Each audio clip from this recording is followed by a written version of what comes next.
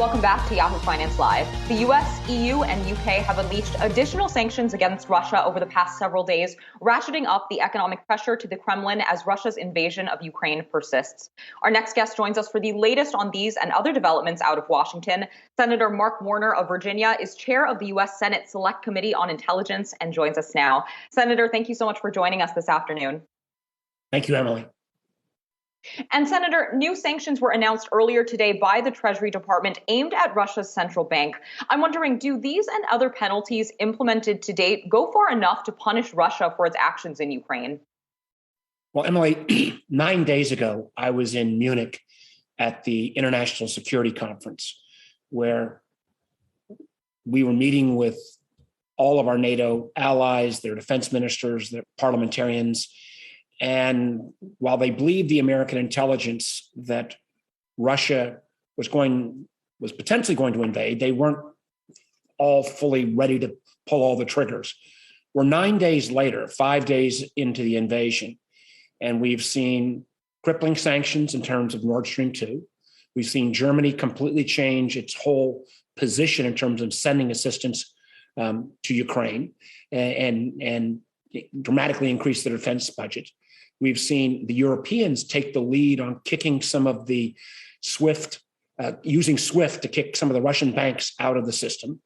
We've seen the export controls, not only from America, but a number of our, not only European, but Asian allies, limit semiconductors flow into Russia, which will cut back dramatically their ability on any advanced technologies, particularly around defense. We've seen Vladimir Putin himself personally sanctioned.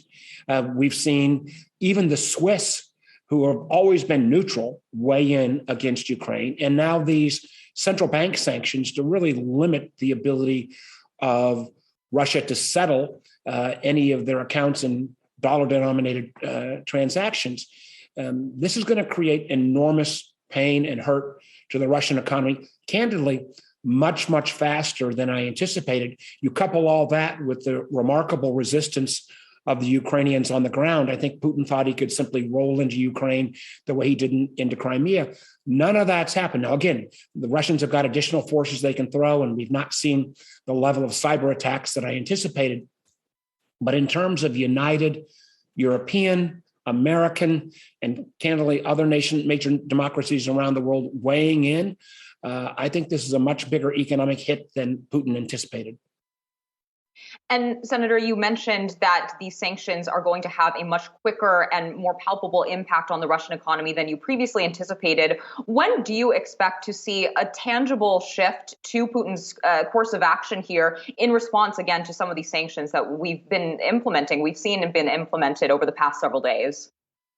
Well, Emily, we saw the Russian markets literally close today. The ruble was in such free fall, they didn't even reopen their markets. But we never anticipated that sanctions alone, and just as we've seen in prior sanctions against regimes like North Korea or Iran, they don't happen overnight. They don't create this cascading effect on the economy overnight. So will it take days or weeks? But I think it's a pretty good indication when you've got oligarchs who have basically become billionaires many times because of their friendships with Putin, actually start to speak out and say, hey, we don't think this is necessarily a good thing for Russia to invade. They will feel the pain first and foremost. And when you've got somebody like Putin who has become so isolated from any outside input, I don't know if your viewers have seen any of these images where Putin sits at one end of the table, and whether economic ministers or military leaders, they sit at the total other end of the table. This is a man who's disconnected from his ability to kind of have, I think, honest input. So I think we will see results hopefully sooner than later. Although at the same time, we have to acknowledge that Russia has still additional tools in the toolkit. The idea that Russia may launch some of their cyber capabilities against America or the West, either in terms of their direct intelligence service cyber capabilities or the large numbers of cyber criminals that reside in Russia to kind of unleash their ransomware attacks against the West. We have to be ready for that in the coming days as well. Where do you think the greatest risk for a cyber attack lies right now? Would it hit infrastructure, U.S. government agencies, the private sector, or be directed elsewhere? Well, Emily, let me break that into two components. One of the things I've actually been pleasantly surprised at is that Russia has not launched their full cyber capabilities against Ukraine. I was very concerned because, unfortunately, Russia has penetrated a lot of the Ukrainian networks. And again, I think the fact they've not launched these capabilities is an indication Putin thought he was going to be able to take over so quickly. But if Russia launches a full-on cyber attack on Ukraine and, in a sense, tries to turn off the power, turn off the water, turn off the internet, many of these networks are interconnected. You take Poland, which is right next door, a NATO nation where there are American troops and other NATO troops.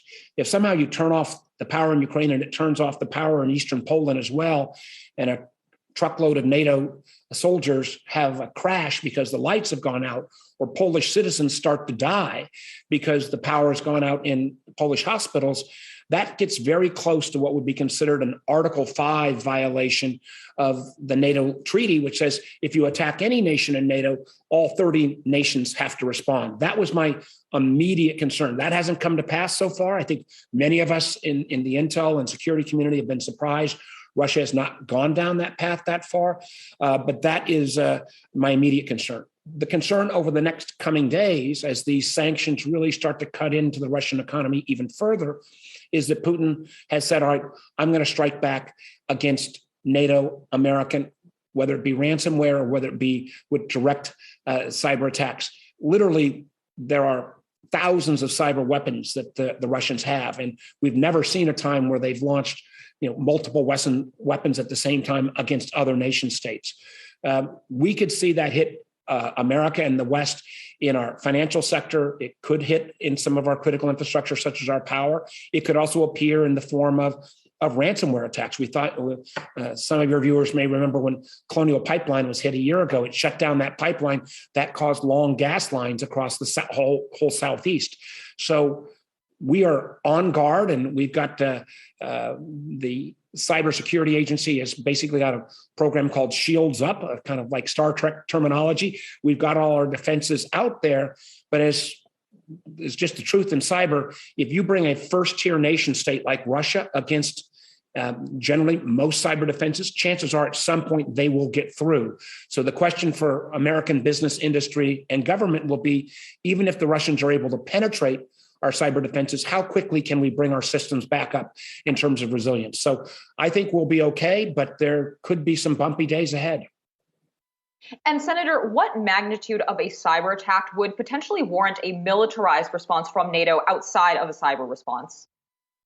Well, I think the kind of response that I laid out, where you actually had a cyber attack that shut off the power in Poland, eastern Poland, that led to loss of life, whether it be NATO troops or Polish citizens, would get pretty darn close to an Article 5. This has always been in an area that's called strategic ambiguity, because we've not been necessarily fully clear on that. And there's also been the doctrine in our country has always been that if a nation state, Russia, uses an attack against us in cyber, we reserve the right to respond in other domains, militarily, economically. Because candidly, I think there's been a great deal of concern in America, in NATO, hopefully some responsible heads in Russia, that if you start escalating tit for tat in cyber, where you've got a whole series of malware with worms that can go from one network to another, you don't know when you'll unleash this much malware cyber attacks into the wild where it may lead. So we are, again, unfortunately, because of Putin's unfounded necessity of trying to reestablish old Russia and take on and invade Ukraine, we're unfortunately fast approaching areas that have been hypothetical to date, but unfortunately may become very real in terms of policymakers' decisions. Certainly something we'll be watching in the days and weeks ahead. Senator Mark Warner of Virginia is chair of the U.S. Senate Select Committee on Intelligence, and we thank you so much for your time this afternoon.